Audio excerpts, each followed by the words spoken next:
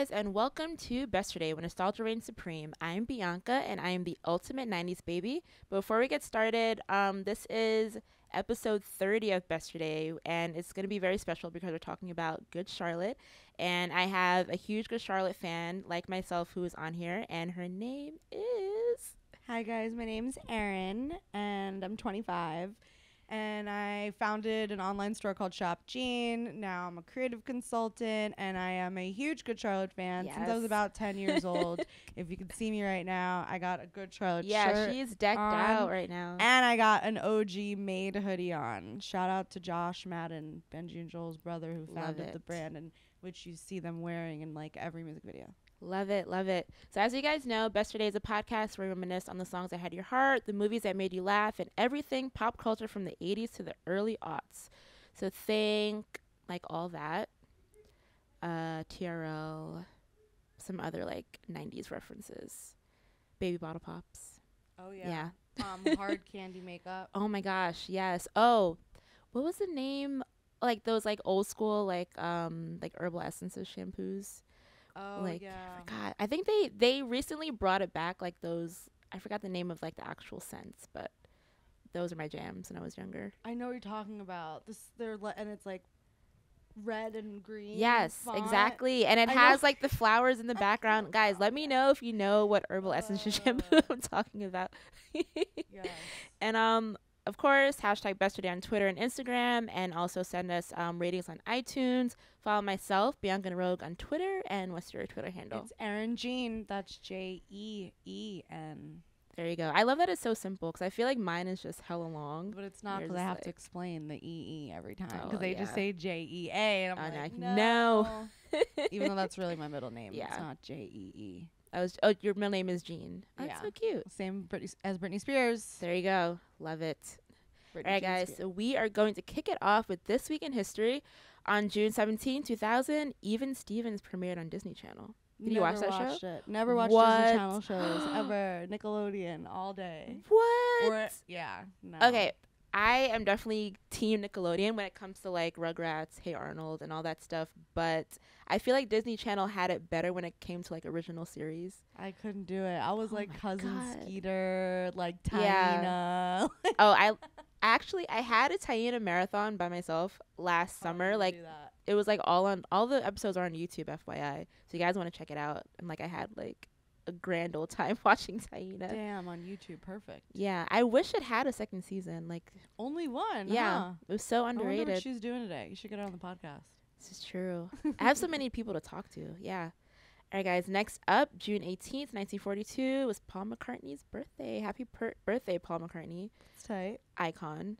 June 20th, 1975, Jaws was released in theaters. It's a good movie. Scary. Yeah, very scary.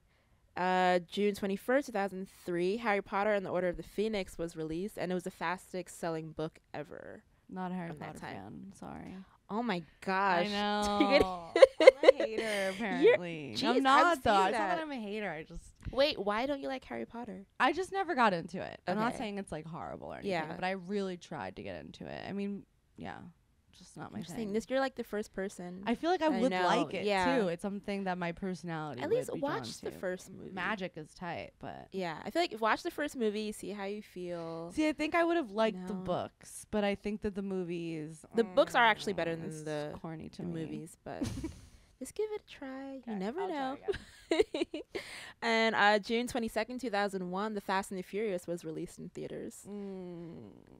What? Oh my gosh. We're like total opposites really right now. Total opposites. I love Devin. Shout out to her. Shout out to Ludacris. And shout out to The Rock. I love WWE even though I hate The Rock. So annoying. Oh man. No, I love that you're like totally on the opposing side. It's gonna be so fun.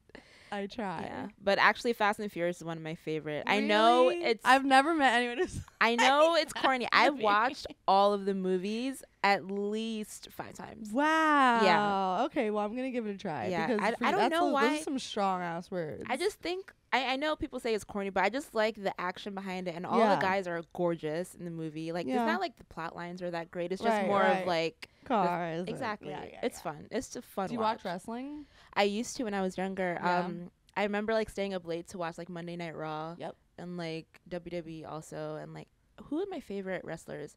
I love The Edge, Chris Jericho, Lita. I love Yep. Lita. I should have a wrestling podcast. It's still popping. I got into it like 5 years really? ago. I don't know anything about it now. Yeah, Like it's I was bigger than it hardcore. ever Yeah, was. like I used to have like the games on Nintendo 64, and I used to have like the Stone Cold Steve Austin action figures and stuff with my brother. Like it was intense, but now I'm kind of like I don't know much about it. Tying that into nostalgia, I've been watching Bernie Mac like every single episode, and both Triple H and Stone Cold Steve Austin were on different episodes of Bernie Mac with like decent screen time, and I was just like, wow, he really. And I looked it up, and he was a big wrestling fan. Look at that. R.I.P. Bernie. Yeah, the more you know. You guys just learn facts on this podcast all the time. And also on June 22nd, 1969, Julie Garland, I can't speak today, she passed away. Another icon. June 23rd, 1989, Batman was released in theaters. Are you a superhero girl? No, not really. I love Batman and Spider-Man are my favorite superheroes. Yeah. I'm not a big Superman fan. I think he's very cheesy. Yeah, I agree with that statement. I don't hate superheroes, but I don't love them. Yeah. So you're not going to see like the new Spider-Man next year. I mean next month. It. Like I'll see the Harry Potters, you know, like I won't see Fast and the Furious, but I'll see it in the comfort of my home tonight cuz you said so. But like I will go see superhero movies in the theaters. Cool. But it's like an event. I don't feel like an affinity to it. It doesn't feel special. I think maybe because I feel so inclined to. Yeah. It's just like a ritual as opposed to like something that I'm like passionate about. That makes sense. No, I got it. All right, so we are going to bring it back to some more updated news. Did you see that the Ken doll has like a new makeover? I did. So now, because Barbie, she had like more diverse characters, and because they're kind of like dropping in sales, they had to like refresh their brand. Yeah, it's been long enough. Yeah, right. So now they're having these Ken dolls with like 3 different body types, like the slim, like the dad bod, more muscular bod, and like one guy has like a man bun.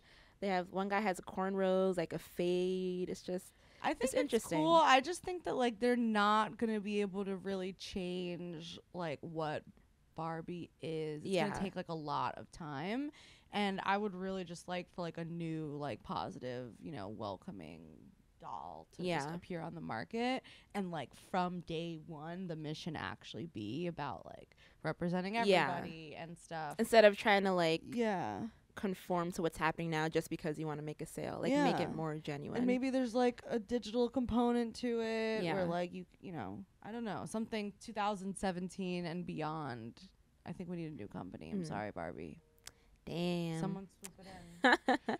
Swoop in. Well, if you guys are interested in these new dolls, they're going to be $10. I actually thought like Barbie dolls were more expensive. Yeah, me too. That's $10. Really cheap. Yeah, and they're going to be arriving on July 8th.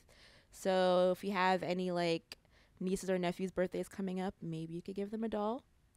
There's a cheap birthday present for you right there. All right, so next up, so there's been some kind of controversy with the new Jumanji sequel.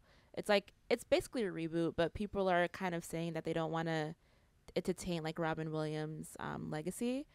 But it was announced, Jack Black said in an interview that Robin Williams' character is going to still have a key role in the upcoming movie. He's not going to appear, obviously, but what he left behind in the last movie is going to be like very key in the plot for this new sequel. So I respect that. So I feel like with all these new reboots, they kind of take away from the original. So I like that this is kind of paying homage to what he created. So did you watch Jumanji when you were a kid? No, sorry. What? Oh my God, girl, I have to like school you on so much stuff. No, okay, this is a place for you to learn. True. But yeah, Jumanji is such a great movie. The sequel is coming out on December 20th, so you guys can check that out. And finally, Hanson caused some shade this week. They said that Justin Bieber's music is like chlamydia of the ear.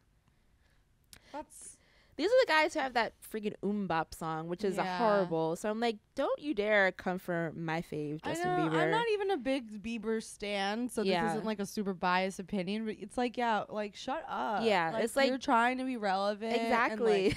And, like, they sound like me, just like hating just to hate, but I'm not actually hating just to hate. This is actually like an educated opinion for them. But it's like they're just saying like, what are you basing this off of? Like he actually has some good songs, like Chlamydia of the Year. That's also like a really weird. Like they said, it was on a radio show in Australia, and they said, I prefer not to get any venereal diseases, so whenever Justin Bieber gets sort of near me or near my ears, it's just ear infections. They're terrible. And it's like, he has a ton of songs. You can't tell me that they all sound horrible. Like, sorry, they don't just have one song like y'all. Like, that was a stretch. Yeah, like, they're still trying to live off of bop. And like, also, why are they on the radio in Australia? Like, who is giving Hanson a platform to say anything? This is the real question here, people. Like, who was actually checking for Hanson in 2017? You let me know. Yeah.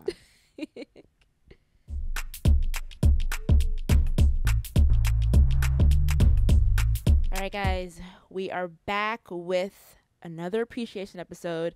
I'm excited for this one because I've done more like pop appreciation episodes. Like I did Christina, NSYNC, Britney, like all the greats, obviously.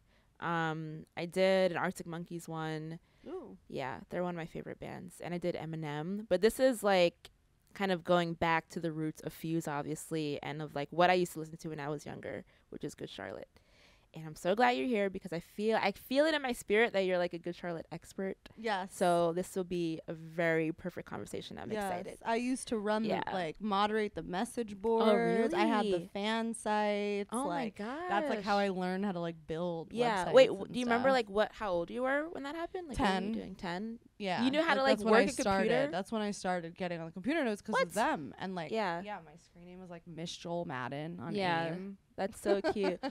And everything I did like internet centered was really inspired by like wanting to know more about them and like connect with other people of this Good Charlotte community. Yeah. So do you remember the first time that you heard their music? Yes, it was definitely on TRL. Mm-hmm. Same for me. Lifestyles Rich and the Famous. That freaking video. Oh my God. I like cry thinking about it. It's so good. It is. It like, oh my God. It represents so much. It's like, I don't know.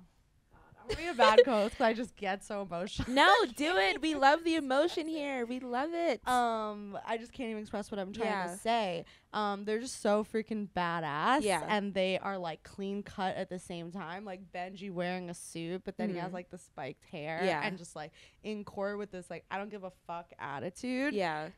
Beautiful. And like as a 10-year-old, like that was the anarchy message that I wanted to hear, I guess. Yeah, I think the first time it was obviously TRL, but I think it was the anthem.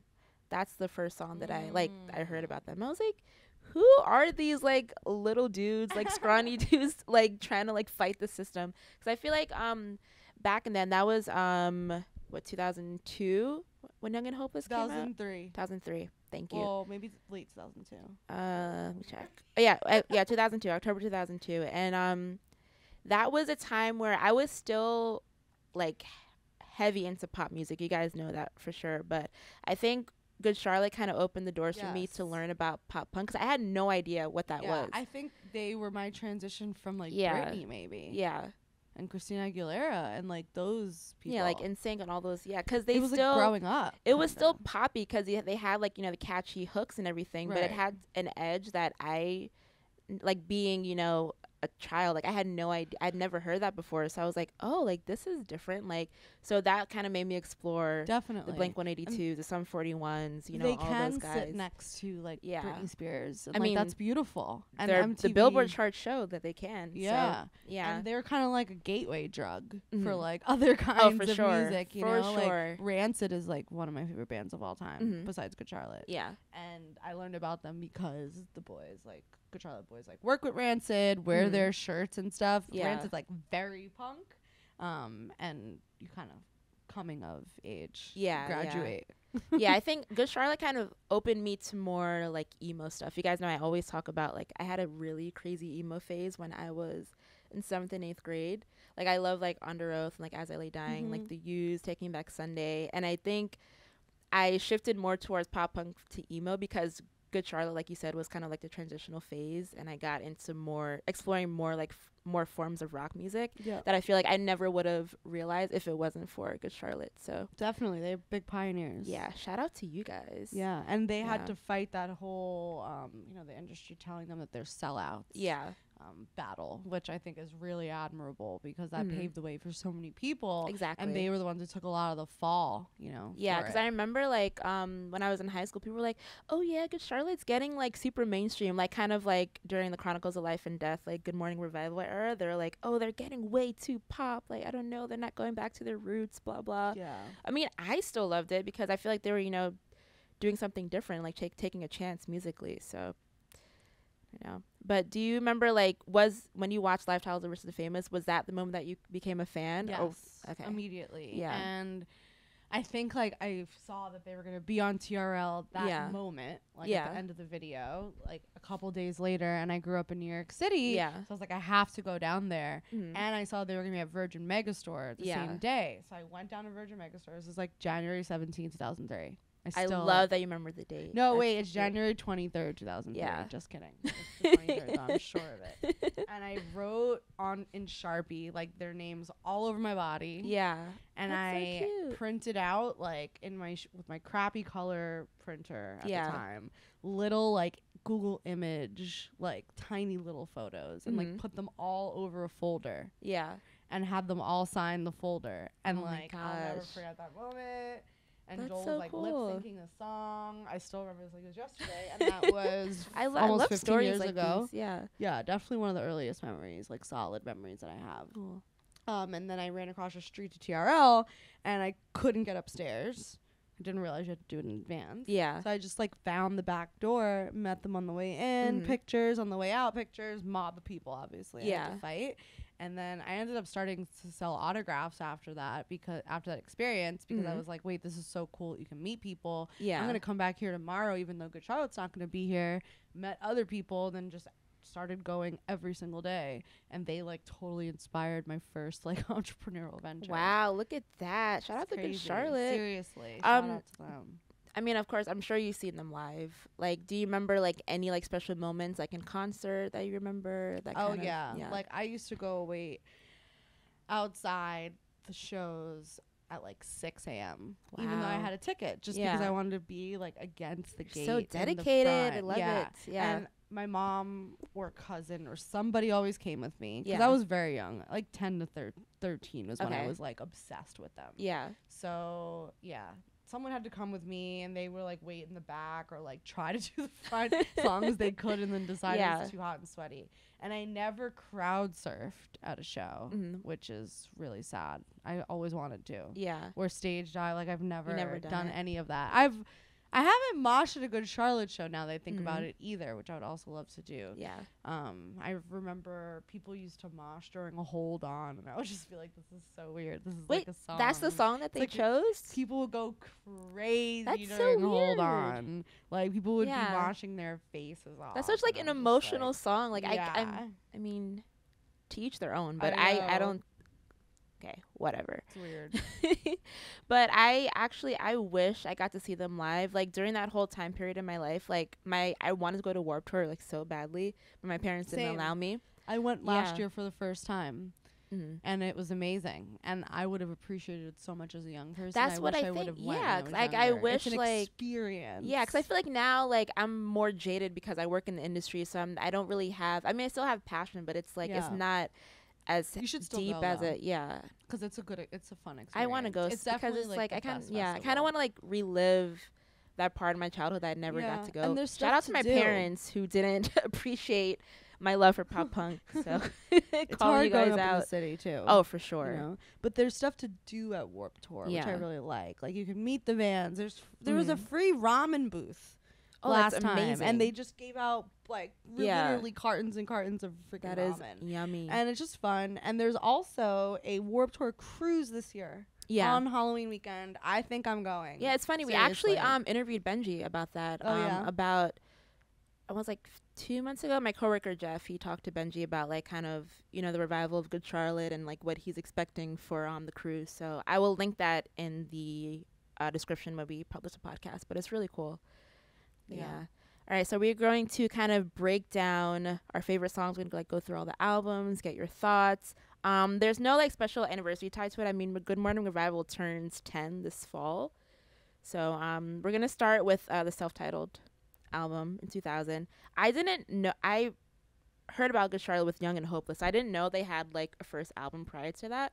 But of course, it has like all the classic little things, Motivation Proclamation. Like what would you say was like one of your favorite songs? My favorite Good Charlotte song of all time, Yeah. this is a weird song, Oh, is Walk By. Oh, I from don't think the self-titled. Okay, I have to hear that song. I don't What's know it? why.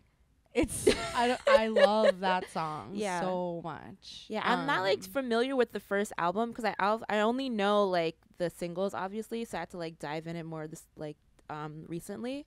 But I'll check out that song. And I've never heard them play it. And I love Seasons too. Mm-hmm. And I remember getting guitar lessons when I was like 12 Yeah. in home, and like him trying to teach me how to play Seasons. And I think I saw them actually play Seasons once. Yeah. I went to like the middle of nowhere in New Jersey in the parking lot of a mall Love it. to watch them do an acoustic, just Joel Yeah. and Benji. I definitely took like the train at Penn Station. Or, like and the then, Jersey like, Transit. And then like Yeah. 3 buses, and was literally in the Yeah. middle of nowhere. But I think that they played Seasons, and it was maybe like Chronicles time, and I don't know why we got them to play Seasons, but Yeah, there you I go. miss a lot of the songs from self-titled being played live. But I know it's kind of like they don't want to play. Yeah, I feel like don't that's know. with most bands. Like they don't really Yeah. like go back to their like original stuff. Like I mean, even I'm a huge Rihanna fan. Everyone knows this, but like she doesn't even play like the songs from her first 2 albums. Yeah. So it's like I saw New know. Found Glory like 2 years ago, and they played like one early song. yeah, and like from, even the Sticks and Stones album. The Weeknd, like I saw him at Firefly Festival last weekend. Ironic, but yeah, he didn't even play like any of his older songs. He only played Wicked Games, and I'm like, dude, like the fans want to hear like the older stuff. Yeah, but especially for nostalgia. yeah, exactly. But I mean, I get it. Like sometimes I kind of want to like leave that behind because I mean they may be over that era or not, but we miss those. We miss the old stuff. All right, so next up is The Young and the Hopeless. God, Came I out love 2002. that cover of this album so much. Yes. Like the colors, the green. It's so eye-catching. Yeah, I'm still gonna get a Good Charlotte tattoo for sure. Do you know what you want? I think I just want the GC on Old English. Classic. Yeah, on maybe like my ankle or something. Like literally 15 years later, it's still. Yeah. And I listen to their music now, and I'm like, I didn't really understand or was able to relate to a lot of what they were saying when I was that age, but still I had like some affinity for it. Yeah. But like now I really understand. I still listen to their music like all the time, and it means a lot to me. Same. And I think The Young and the Hopeless, that's their sophomore album. This was like kind of like their breakthrough. This is when they're on TRL, they're on Fuse, they're on VH1, like getting all that mainstream press, and the album went triple platinum in the US, which is like I think it's incredible, for this like tiny pop punk band from Maryland. So that was like a really good deal for them. And I think trying to see what would be my favorite songs off this album. I'm gonna say, well, aside from like the singles, like of course you have the anthem, Lifestyles Worse Than the Famous. I love Wondering. Yeah, Wondering is a jam. Bloody Valentine for sure. Yeah. God, that song, it's beautiful. It's just like a story. Yeah. And I love the sound of the rain in the beginning. Yes. And it's just like aggressive. What else? I love The Story of My Old Man too. That's a very like kooky like storytelling song. Riot Girl was like my password for like all my really? shit for a really long time. I love that. And what else? Moving On. Hold On. Yeah, Moving On. Hold On. I love like when they kind of, because I'm a very like emotional person. Yeah. So I love like when bands kind of dig into their feelings with like slower songs like Hold On. So I like gravitate more towards that, more like rather than like more of the upbeat songs. Definitely. Yeah. And I love Young and Hopeless. Yes. That's I like feel like that was kind of like the go-to song for like us people, you know, kind of finding themselves. And like back in middle school, you're like, oh, I don't know like how I fit in, but it's like bands like Good Charlotte kind of like, you know, you're not alone, you know what I mean? So, and even now it's like, yeah. I don't know what I'm doing with my life. Hell, I'm still like you know? trying to figure out my life situation. Yes. But yeah, it's cool. It's funny to, I don't know, I think it's kind of ironic, like when you're a kid, you kind of don't know what you want to do in life, and then you're like, oh, you know, when I become an adult, I'll have things, you know, all set in line. I'm gonna have a house and get married, and now I'm like 25, and I'm like, I still know what the hell I'm doing. Yeah. So I think it's so funny to think of it that way. Definitely. Yeah. All right, so next up is Chronicles of Life and Death. This is my favorite Good Charlotte's album. Yeah. Yeah. I remember getting this. My parents actually bought it for me, and I thank you guys for that. They bought me like very like interesting CDs I never thought they would give me like this. But like this album is very personal to me because it was a moment in middle school where like I was just like going through it. Like I suffer from depression, and like this album kind of helped me through that time when I was a kid, and like I thank them for that always. Definitely this kind of go through. I love every single song on this album. Like I was listening it today and I got like so emotional because I was like, oh my god, like it kind of brings you back to that time where you're just like you're a kid and like you're lost, and music sometimes is like your only savior when you can't talk to your parents about what you're going through. So yeah, this is like my little baby. Predictable is like the best song. Yeah. Every Something single isn't right. word. I love the way that Joel is like enunciates like so words and stuff. It's so iconic. So is it right? It's like what better way to open a track? I love it, and I love the music video too. And he's like walking through the valleys of death. Yes, and like I can relate so hard to that song. It's literally helped me through like numerous breakups, and it's like a universal anthem. And like you said before, their music makes us feel like it's okay to be ourselves, and like we're not alone, and like the way that we can relate to them. Is very powerful. I agree. Not a lot of musicians have that power. Oh, definitely not. I feel like compared to I want to know what you think, but compared to like their first two albums, I feel like Chronicles of Life and Death is a lot more dark. Like just, I mean, they're talking about, you know, obviously like a mom giving birth and like dealing with suicide issues and just trauma and breakups. And I feel like I don't know, critics always say that their lyrics weren't as experimental or more mature, but I feel like their lyrics told a great story, and I feel like people don't really give them they don't give enough credit. I mean, critics are always assholes, but I think like definitely with this album they kind of like showed their songwriting skills. So definitely and I love Walk Away. I just Want to Live. I thought that video was so hilarious, like them dressing up as like food. I like that video, cool. But this is one of the songs that I didn't really. Like. I thought it was so can't believe cool. Those are strong words coming from me because I literally worship the ground that they walk on. But I don't know. I think it was funny that they like try to rap. I thought it was cute, but like compared to like all the other songs, that is kind of like the redheaded stepchild of the track list. But yeah, definitely. I mean, this whole album is like definitely one of my favorites of all time. Not just like Good Charlotte, but damn nice. Yeah. All right. Next up is Good Morning Revival, which is turning 10. Oh, it turned 10 in March. I like this album cover too a lot. Yeah, it's very like new wave 80s. Yeah. Like very clean cut compared to what they were doing prior. And I feel like I remember in high school people were giving them flack when this album came out because it was like totally different from like the angsty like pop punk that they were doing prior, and this was more like dancey, more pop rockish. So like what did you think about their transition when they put out this album? I remember at the time I wasn't into it. Yeah. But now in hindsight, like I love it. You're like, like I Don't Want to Be in Love. It's like one of my favorite That songs. Is a jam. It is a jam. I can really appreciate it now. I think it was like a little more mature and like at me at like, I guess 14, maybe 15 when this came out. I was like going through that like stupid teenager phase. Yeah. So I couldn't quite grasp this, but I love it now. Yeah, and I love I think The River is awesome. Yeah, because it has the guy from Avenged Sevenfold on it. Shadows. Yes. Oh yeah, he sounds so good on it. Yeah. I mean, he looks good too. He's just good in every sense of the word.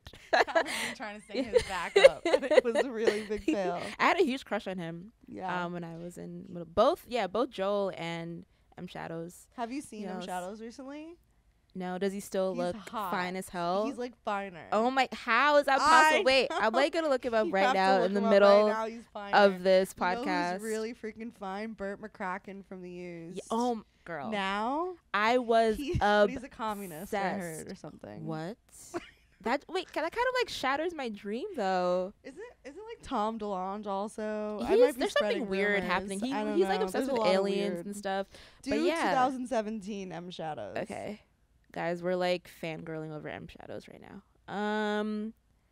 Yes, yes, please.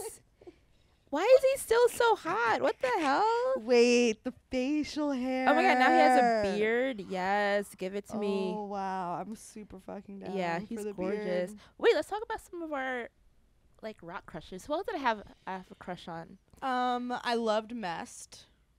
Yeah. Do you remember them? No. Oh my god, they were like Good Charlotte time. Benji was on one of their songs. They were really good friends. Yeah, I can't believe you don't know them. Cadillac, top. I know Cadillac. Yeah. My Cadillac. Yeah, I used to like I think it's the bassist Matt Lovato. He was like the cousin of the lead singer, Tony Lovato, who ended up like marrying one of the teen moms or something. Oh, or that is a very interesting turn in life. I don't know. Okay, maybe he didn't marry her, but yeah, they were had a kid together, affiliated. or just been.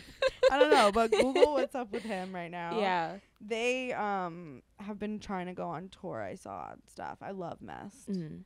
I have to check them out. I like all three. Destination Unknown.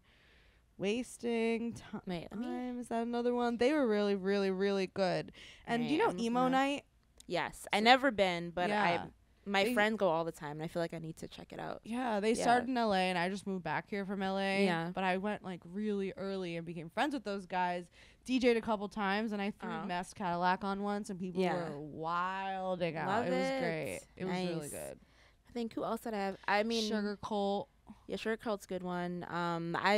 I mean, I loved Jared Leto prior to him being in 30 Seconds to Mars, but like he is one of my husbands in life. Like I just saw him. He was at Firefly. They performed, and I was like in awe the whole time. I'm like, how are you so gorgeous, even with this like scraggly beard? Like he's still amazing. Who else was really hot? I love Brendan Urie. I mean, I still love Brendan Urie. He was like the pretty boy, which I thought was cute. Yeah. I think who else? I know. So this is like my there has to be like so many hot guys. Like Tim from Rancid, old daddy. I'm trying to think. I wish I like did more research because I'm like blanking out right now. But guys, let me know. #Besterday. Like, who were your like crushes back in your emo pop punk days? Oh, actually, I loved oh my god, who was the guitarist from My Chemical Romance? 1 second. I always forget people's names. Frank Iero. Is that how you pronounce his last name? Yeah, I had a big crush on him. True. Yeah, he was very cute. But yeah, I was all about those fine ass guitarists apparently. True. But yeah, I was all about Good Charlotte. Yeah. Like literally like fan fiction. Yeah. Like I was really into it. Like it helped me through such a difficult time and taught me so much about the world. Like really just being so interested in them that I wanted to find out everything and explore everything and like go to lengths to meet them and like just I had so many experiences based off of just them living their lives, creating their art. I love that when bands could have such a special connection to fans to kind of like, kind of help them find their path. And I feel like your story is like, it's so dope that they kind of like inspired you to do so many cool things. Definitely. Yeah. I think the person who inspired me, I mean, I talk about Rihanna all the time, but yeah, Rihanna is definitely one of them. Christina Aguilera, because like I love pop music so much. Yeah. You know who I did fan fiction? Actually, this is like so like off kilter, but I used to do fan fiction with B2K. Really? Yeah, I was part of the like how you did fan like the forums for Good Charlotte. I did that for B2K, and I was like one of the moderators. I used to do like all these like very sexual things, like sexual stories. I was like 10 years old. I had no business talking about that stuff, but yeah, because I was like Omarion was like my crush and everything. So yeah, I think we've all fun kind of times, done it. fun It's part times, of growing up and like getting, you know, interested about the world and attraction and like if you think about it, okay, so like why were we attracted to them at that age? Like what was it about them? Did we think that they were, you know, just physically attractive? Did we think that like the music, their smile, the way they carry themselves, how great of a musician they are, like what qualities, and then how did that transfer to like what we look for in men and stuff like now, you know? It's true. I'm curious if there's correlation. I don't know. My taste is like total opposite. I mean, no, because I like deal with fuckboys so much, and I feel like I'm sure those guys. Joel's not a fuckboy. Yeah, I'm like I'm sure those guys are not fuckboys, but definitely my taste has turned for the worst. I must say, I'll admit that. But Omarion's probably a fuckboy though. I could see that. Wait, no, he's definitely a fuckboy. Oh, for actually. sure. Now that I think about it, and I think about my shade room dirt. Yeah. Omarion Oh my is a God. Yes. boy. Yeah. Clearly, I need to have better taste. I need to go back to my crushes and kind of like dig out like boys now, because I'm so over. Yeah. men. Wait. Maybe everyone should do this exercise with us, where we think about like who our childhood crushes are and kind of what like standards they kind of should have set for us, and like what we look for in a significant other. This is actually brilliant. Idea. This is brilliant. Yeah. Because there's something to be said about it, you know. And I grew up in a single parent household with my mom. Yeah. And that's another reason Good Charlotte music was so important to me. Yeah. Is they were without their dad, and they spoke a lot about that. I can relate. But what has it done to my relationship with men, you know, having an absentee father pretty much growing up? And how does something like a celebrity crush kind of fill that void for like a young person? And how does that translate as they grow up? Love that. But yeah. So, I mean, we could talk about Good Charlotte more if you want to, but I think we kind of covered all the bases. I don't know. Try to think. Was there anything that we left out? What did we leave out? Iconic moments. I'll never forget them going to the VMAs in like these old cars, and they drove down like Fifth Avenue. Do you remember what as their year VMA that was? No. If you put in Good Charlotte VMA arrival, maybe would come up. But I actually like waited down by Radio City because it was in New York. Yeah, it was this day that they performed, and Joel had this spray painted maid jacket on. Trying to see. Damn it. I'm sure I'll find it on the interwebs. Try car. Ooh, nah. what is that Good Charlotte car? Because I need Guys, it. we're like searching on Google Images right now. Photo. Look, of MTV VMA kickoff concert in Miami. Guys, if you Google like Good Charlotte from the VMAs, it shows very interesting images. This is like bring me back right now. Yeah. Look at these outfits. God, there were so many iconic moments. They were so cute. Blanking. I should have come up with it too. No, it's fine. Oh, they were adorable. I mean, Maid was their clothing line. Yeah. The brothers and their brother Josh, and like it was the greatest thing ever. Yeah. My God, I remember when Benji used to do like the eyeliner. Yes. Yeah. The best. Yes. I did it for their concert a couple months ago that I went to. Oh, really? That's so dope. And it looked really freaking cute. Yeah. Teardrop eyeliner. Love it. They're adorable. Adorable. Yeah. They were so tight. God, they don't make them like this anymore. I know. Or do they? And I just can't connect because I'm not a 10-year-old prepubescent girl anymore. But I think I definitely respect Good Charlotte for like staying in the game for this long. Yeah. Like a lot of bands during that time, like as we discussed before, they just faded out or like they kind of like took a different path in life, like for the worse. But I think these guys, even though people, you know, kind of say they changed their sound or whatever, like they still are doing their thing. They still have an incredible fan base, and I mean, almost 20 years in the game, which is incredible. So a lot of people can't say that. So shout out to you guys for always kicking ass. For real. Oh, yeah. Wait, one more thing. Yeah. They used to have that show All Things Rock on MTV. Benji and Joel used to co-host it. It was like every night, and they used to shoot it on St. Mark's Place. Yeah. In either like the store called Freaks or the store called Trash and Vaudeville, which is now moved, or like any of those old punk like St. Mark's places that are now fucking gone. It's Chipotle. Oh gosh. And crap. Welcome like to that. gentrified New York. Horrible. But anyway, I used to record on VHS. Like I used to record the show every night. Yeah. And I still have the VHSs. I need to do something with them because I have hundreds of hours of footage of them. I mean, is there a way to like transfer VHS there into? Has to be. Yeah. Because it was a countdown show, so it was them doing like, oh, at number 5 we have Chevelle, Send the Pain Below, and it was Chevelle, just like I haven't heard that name in a while. I know. I just pulled that one. But shout out to Chevelle, they were great. But yeah, it was a countdown show. God, that was iconic, and I used to try to go down to St. Mark's Place and try to catch them. Like while they I'm sure if you find a way to like upload that somehow, like the fans would appreciate that so much. Like that'd be so dope. I know, we need a museum. Yes, the Good Charlotte Museum. Yes. I mean, they deserve it, I feel like. Definitely. Definitely. All right, guys, so we are going to get into my favorite segment, the Song of the Week.